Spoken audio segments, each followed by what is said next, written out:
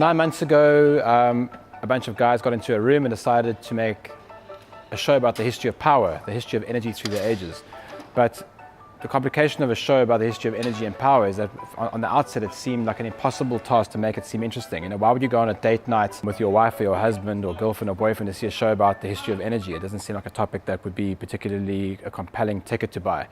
And therein lies the kind of challenge, but also the opportunity, because it's never been told before. No one's ever told the most important and the most generic story of our species. Doomsday is around the corner. If you read the news, the carbon levels in the atmosphere have reached an all-time high, 400 parts per million. Do you understand that?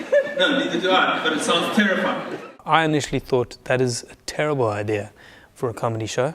There's no ways I can make comedy about that.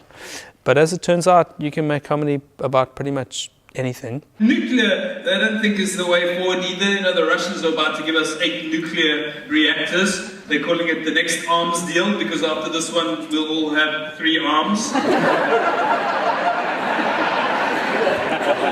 think the story of energy is probably the most important story that needs to be told right now for our species. And I mean that sincerely. I mean, you've got the Industrial Revolution, you know, ramping up the factory, ramp up the production line. Then you have the IT, or the intelligent communication revolution, where everything becomes faster and people are communicating faster.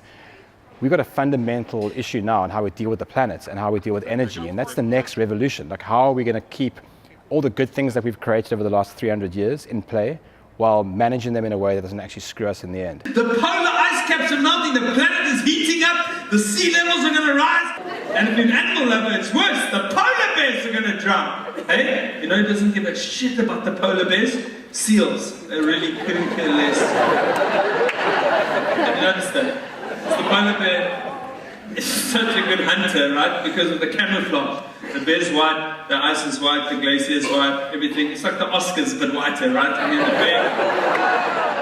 In this show, we're sort of putting our money where our mouths are, so to speak. We're actually powering part of this show using renewable energy sources. So you'll see solar panels on the set. We have a big biodiesel generator that was just delivered that's sitting on the ramp of the theater.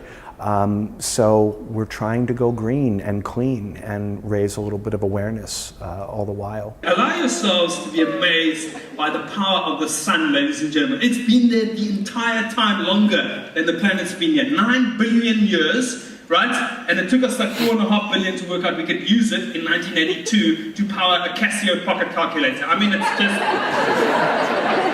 crazy. I mean, it's crazy. It's been there the whole time. It was right in front of us, right? It's like in those romantic comedy films where the lead female doesn't notice that the male character who was there the whole time for the entire film was everything she ever wanted and needed, right? I mean, the sun is like Colin Firth in Bridget Jones's Time. The sun is like Hugh Grant in 4 Weddings and a Funeral. It's like Hannibal Lecter in Silence, not that one, but the other two. Because the show is completely different, it's not something that can be run with a video cue system, as it changes all the time, and Nick changes his timings and moves things around. He wanted to add visuals to Nick's show, but also keep it really flexible. So we discussed that definitely live VJing, live visuals would be the way to go. The Romans discovered electricity by playing with electric eels, right? Electric eels. And every evening, apparently, it caught on in such a big way, Eskom would have to walk into the forum every evening at 6 o'clock and go, Postulatum est princeps fondulatum elenthesis, which is Latin for, demand is dangerously high, please stop fondling your eels until further notice. And then people would have to stop fondling but use the eels more sparingly, except for emergency services like hospitals, because if you had a cardiac arrest, they would wheel you in and the doctor would be like, Nurse, this patient is not well, because they were Romans, but they spoke with Italian accents. No one's ever really powered up a show like this before anywhere in the world. So just the idea where they'd be using chip oil from the local supermarket to drive the sound gear, the fact that we're using solar to actually power the video.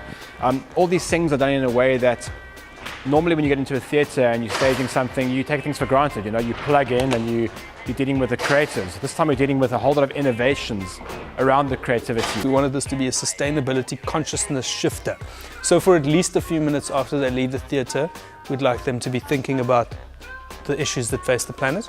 And then as soon as they leave the theatre, they can be thinking about other issues like how not to pay the car guard and which way to get home by avoiding the roadworks in the middle of the night.